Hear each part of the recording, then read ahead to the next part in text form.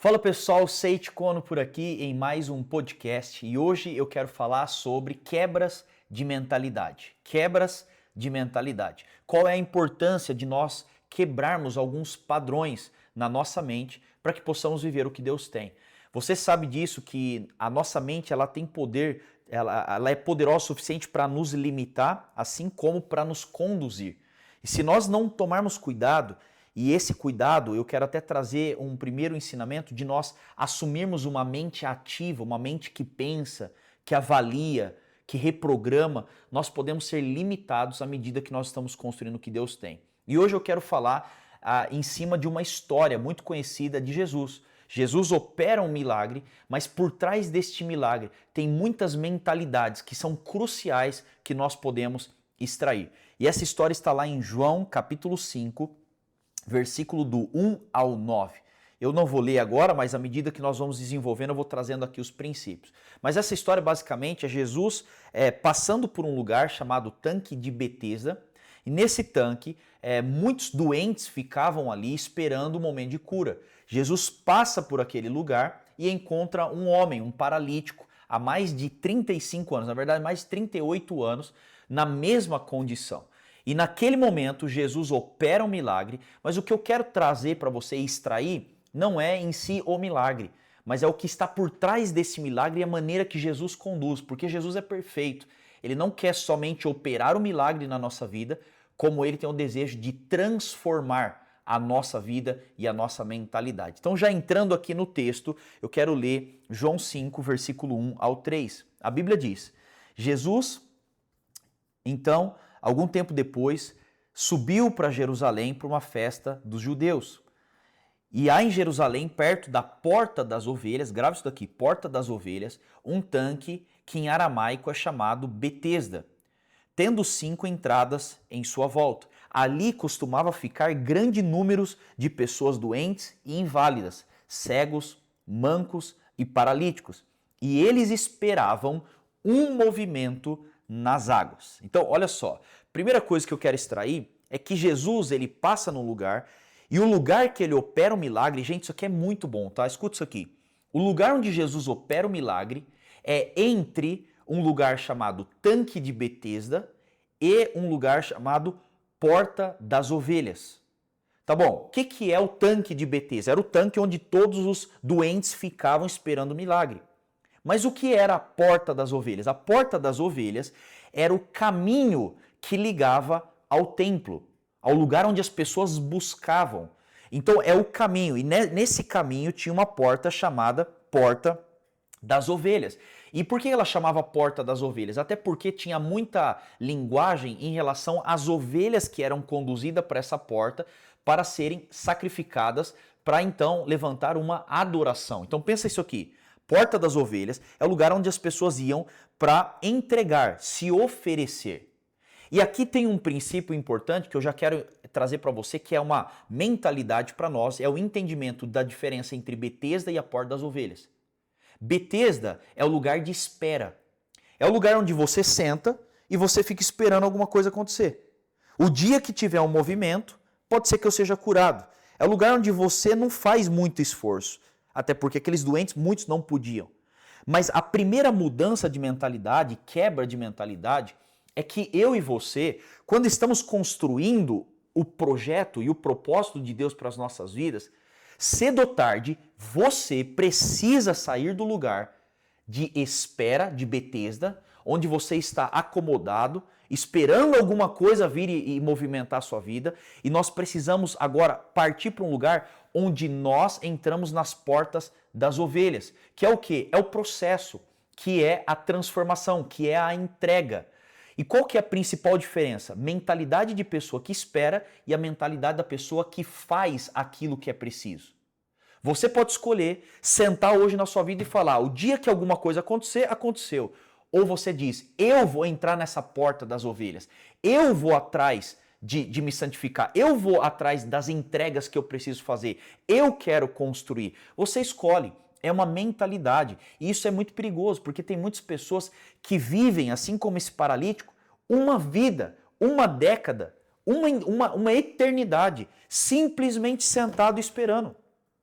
Vamos ver onde a minha vida vai chegar. O meu convite para você é quebra essa mentalidade de espera, quebra essa mentalidade de dependência e vai para um lugar onde você assume aquilo que precisa ser feito. Essa porta das ovelhas, eu quero trazer um comparativo, representa na nossa vida algumas exigências. E de fato, eu acredito que às vezes é muito mais fácil você ficar sentado esperando do que você assumir essas exigências na vida. Quais são essas exigências? O que representa isso na prática, entrar nessa porta? Vai atrás do que você precisa. Vai atrás da sua resposta. Tenha conversas difíceis. Resolva o seu passado. Se entrega em prol de algo. Trabalha. Então essas ações elas são custosas, mas é a mentalidade de sair da passividade e entrar agora na atividade. Você escolhe. Agora eu posso afirmar, todos que viveram uma grande expansão do Senhor, todos, desde o momento bíblico até os dias de hoje, são pessoas que quebraram a mentalidade da passividade e da espera e foram atrás da revelação que Deus tinha colocado nas mãos dele. Você escolhe, ou você espera ou você constrói. É uma escolha. Segunda mentalidade que nós vemos nessa história está no versículo 3 e 4 de João 5. Diz assim: ali costumava ficar grande número de pessoas doentes, inválidas, cegos, mancos, paralíticos, e eles esperavam um movimento das águas. De vez em quando descia um anjo do Senhor e agitava as águas. O primeiro que entrasse no tanque, depois de agitadas as águas, era curado de qualquer doença que ele então tivesse. Segunda mentalidade que eu quero apresentar nessa história é a quebra da mentalidade de movimento para ir para a construção ou progresso. Saia da mentalidade de movimento e vá para uma mentalidade de construção e progresso. Olha o que a Bíblia está dizendo, que tinha um tanque, os doentes ficavam ali, de vez em quando vinha um movimento, o primeiro que entrasse era curado. Agora, já começa errado aqui, por quê? Imagina você esperar a transformação da sua vida por um movimento. Pode ser que aconteça, pode ser que não aconteça, eu não sei quando vem. Como assim você não sabe quando vem?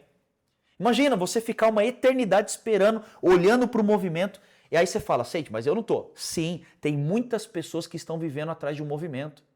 Ah, onde é que está acontecendo um mover? Eu vou atrás desse movimento. Aí a pessoa vai para lá, aí daqui a pouco o movimento não é mais lá, o movimento é aqui. Onde é que está dando certo? Quer ver só um exemplo disso? Trabalho. Tem pessoas que eles ficam mudando de trabalho à medida que tem movimento. Todo mundo está postando na rede social que esse tipo de investimento dá certo. Então, eu estou correndo para lá. Tem pessoas que não constroem raízes porque ficam querendo se plantar em terrenos diferentes.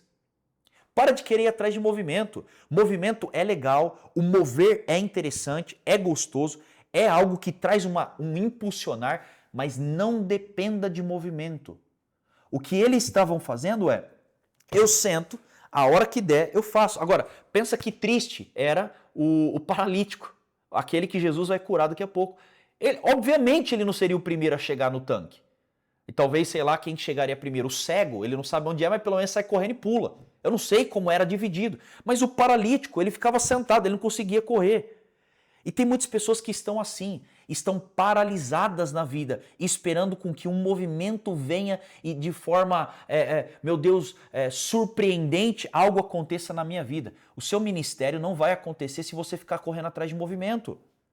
Agora eu vou para lá, agora eu vou para cá. Construa, mire aquilo que Deus tem para você e fala progresso, progresso, progresso. Vamos atrás. Tem muita gente que ela valoriza ou supervaloriza evento. Quando é que vai ter um evento? Eventos são bons, eu não estou falando que é errado. Eventos são positivos. Esse movimento não era um movimento errado, era um movimento que o anjo de Deus descia. Então eu não estou falando que o movimento é errado, mas o movimento ele vem para impulsionar. O movimento ele vem para dar um gás. Nós rodamos vários eventos. Os nossos eventos têm uma intencionalidade, é uma ativação, é um compartilhar. Mas a verdade é que a vida e o ministério está sendo construído por progresso. Passo a passo, todo dia, a minha disciplina, a minha construção, estou em direção àquilo que Deus deu palavra. Sabe por quê?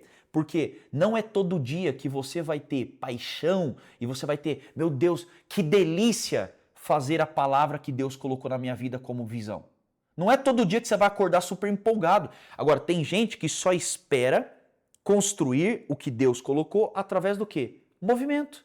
A hora que movimentar, a hora que eu tiver um pico. Tem gente que esses movimentos, eles não são só conferências, lugares. Não, tem pessoas que esses movimentos se representam através de picos emocionais. Nossa, agora eu tô empolgado. Aí você vai e faz o que tem que fazer. Agora eu não tô mais empolgado. Gente, para de viver de movimento. Quando você está empolgado, você faz. Quando você não está empolgado, você faz do mesmo jeito. Por quê? Porque eu entendo que nós não podemos ter uma mentalidade só de viver por movimentos e momentos. Nós temos que ter uma mentalidade de construção e progresso. E é isso que vai te posicionar para viver o que Deus tem. Terceira mentalidade que a gente precisa quebrar. Olha o que diz em João 5, também no versículo 5 e 6.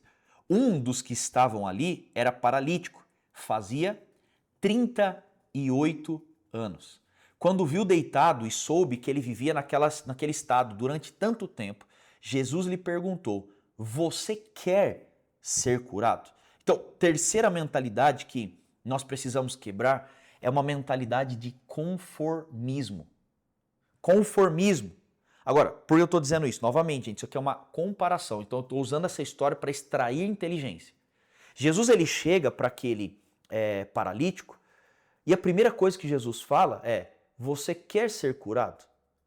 E a Bíblia faz questão de narrar que ele estava há 38 anos naquela mesma situação. 38 anos, gente, é tempo suficiente para você se conformar. 38 anos é tempo suficiente para você dizer: esse é meu estado até o fim. 38 anos é tempo suficiente para te definir como identidade. Então ele olhava para aquela condição há quase 40 anos, cara, esse sou eu. Essa é a minha vida. Eu nasci assim, me tornei assim, já tentei de tudo, não resolve, e essa é a minha identidade. Agora, quebra a terceira mentalidade. Jesus aqui, ele quebra a mentalidade de conformismo. Tanto que Jesus não chega e fala assim: seja curado. Ele fala o quê? Você quer ser curado. Porque isso vai vai de frente com o conformismo. E eu tenho visto, tem muitas pessoas que elas não conseguem reconhecer, mas elas são movidas pelo conformismo, pela estabilidade extrema. Eu estou sentado aqui, essa é a minha vida, eu não vou mudar, eu não vou avançar. Gente, deixa eu te explicar. Se você não tem dado passos que, de certa forma, são passos até que você olha e fala: cara, isso foge do meu controle, isso foge do meu nível, você tem que começar a se questionar se você está vivendo a vida de Deus. Porque todo mundo que está vivendo uma jornada com Deus será convidado para sair da zona de conforto. Será convidado a sair do conformismo, será convidado a sair da rotina, será confirmado a sair pela identidade que foi criado. Então, comece a se questionar. Será que você está tempo suficiente, confortável no estilo de vida que você... Não, está tudo controlado. Eu nasci assim, eu me formei, esse é meu trabalho, eu ganho tanto, acabou. É sério, gente. É sério que você vai gastar 40 anos da sua vida só com isso? Eu estou hoje, exatamente nesse momento que eu estou gravando, em um processo de mudança, em algo que eu nunca imaginei na minha vida. Mas eu estou falando: Senhor, eu não me movo por conforto, eu me movo por propósito. Eu não quero estar sentado num lugar onde eu falo: a minha vida está há 10 anos, 20 anos desse jeito. Cara, desculpa, eu não estou nem aí. No final da minha vida, eu não vou ser satisfeito se eu olhar e falar assim: minha vida foi controlada e confortável. Eu vou olhar com satisfação se eu ver a minha vida e dizer: eu fui obediente. A obediência a Deus quebra o conformismo. E você tem que começar a entender. O que Deus tem tentado te empurrar e você está falando: não, eu desconheço. Eu não sei como é uma vida sem ser paralítico. Eu não sei como... Então começa a entender se você não tem essa mentalidade. É uma mentalidade de conformismo. Se você não tomar cuidado, daqui a pouco você está satisfeito em ser um prisioneiro. Já viu isso? Você está satisfeito em ser prisioneiro. Olha que loucura, isso aqui é a história real. Eu conheci uma pessoa que essa pessoa, se eu não me engano, ela ficou presa, acho que por 18 anos, mais ou menos. Acho que é de 15 a 18 anos preso. E o lugar, a cela dele tinha, acho que era 2,80 metros por 2,80 metros. Era isso. 2,80 metros por 2,80 metros. Essa era a cela dele. Por mais de 15 anos. Olha que loucura isso. Isso eu tô falando, eu conversei com ele. Na hora que ele saiu da prisão, ele chegava na casa dele, na Liberdade, ele ficava andando exatamente 2,80 m, 2,80 m, 2,80 m, e ele ficava 2,80 m, 2,80 m, ele ficava andando assim, ó. Ele sabia, calculado o tamanho dos passos que ele tinha que dar para andar 2,80 m, 2,80 m. Sabe por quê? Porque ele ficou preso naquela condição tanto tempo que quando ele sai da prisão, a prisão não sai dele. E ele ficava assim, ó, andando, porque era a única coisa que ele fazia. E é isso que eu oro agora e eu declaro sobre sua vida, quebrado em nome de Jesus, essa mentalidade de conformismo. Pelo amor de Deus, sua família foi assim, seu pai foi assim, seu avô foi assim, você não vai. Quebra isso do seu coração, quebra isso da sua cabeça. E diga, Senhor, eu quero viver ao passo que o Senhor está me liberando. Eu quero seguir a nuvem. Eu quero seguir a coluna de fogo, eu não quero seguir o conforto. E essa é a mentalidade que Deus quebrou no povo de Israel. Eles saem do Egito, mas o Egito sai deles. Aí Deus falou, eu não levo vocês pela rota mais curta, porque vocês precisam ser transformados e preparados. Mas toda provação que vinha, eles falavam o quê? Deveríamos estar lá no Egito. Lá pelo menos a gente tinha o que comer. Cara, talvez você está nesse lugar. Você tem o que comer, você tem o seu trabalho, você tem onde morar, você tem onde ser enterrado, como esse povo de Israel falava, mas você é escravo. O conformismo está te escravizando. Quebre a mentalidade de conformismo. Quarto, a mentalidade que nós temos que quebrar e Jesus ele quebra. João capítulo 5, versículo 6. Preste atenção nisso aqui. Quando o viu deitado e soube que ele vivia nesse estado durante tanto tempo, Jesus lhe perguntou: você quer ser curado? Agora, olha o versículo 9. Depois de Jesus operar a cura, imediatamente o homem ficou curado, pegou a maca, começou a andar. Isso aconteceu em um sábado. Quarta mentalidade que nós temos que quebrar é o medo da cura. Quebre o medo da cura. Aí você fala, como assim, Seide? Eu quero ser curado, eu quero ser liberto. Mas só vamos pensar numa outra lógica. Obviamente, todos querem ser curados. Não estou falando que não. Quem não quer ser curado? Você é paralítico, você está andando. Todos querem. Mas tem um ponto aqui que é, Jesus pergunta, você quer mesmo ser curado? Como assim você me pergunta uma coisa dessa? Mas é óbvio que eu quero. Então Jesus, ele cura e fala, pega suas coisas e sai andando. Por quê? Escute isso. Existe um preço e uma responsabilidade no pós-cura. Até o momento que ele era um paralítico, e ele ficou quase 40 anos sentado, a função dele era, senta lá e espera. Pessoas me dão dinheiro, pessoas me dão comida, pessoas estão aqui oferecendo uma ajuda, talvez. Obviamente que tinham as coisas difíceis também. Mas a responsabilidade de pré-cura era o quê? Sentar e esperar ser sustentado. Agora, quando ele é curado, imagina comigo, 40 anos desse jeito, da noite para o dia, agora ele começa a andar. Quando ele começa a andar, o que ele tinha que fazer automaticamente? Faça uma leitura comigo. Ele teria que ter horário para acordar, ele teria que ter horário para trabalhar, ele teria que levantar recursos, ele teria que preparar sua alimentação. Então existe um preço pós-cura. E olha que engraçado isso, é horrível ser um paralítico, mas tem muita gente que tem medo do pós-cura. E quando Deus começar a operar? E quando Deus quebrar a sua mentalidade? E quando Deus trouxer a resposta? E quando Deus te colocar no ministério? E quando Deus te der uma empresa? Eu não sei quais são as palavras do Senhor para você, mas tem gente que não anda porque tem medo do pós-cura. Cara, obviamente que ser paralítico, não estou falando, gente, mas obviamente ser paralítico é horrível, mas de certa forma isso trazia o quê? Um ambiente de sossego, cara. Eu estou sentado. Alguém vai fazer por mim. Agora não é alguém que faz por você. Agora você se levanta e você faz.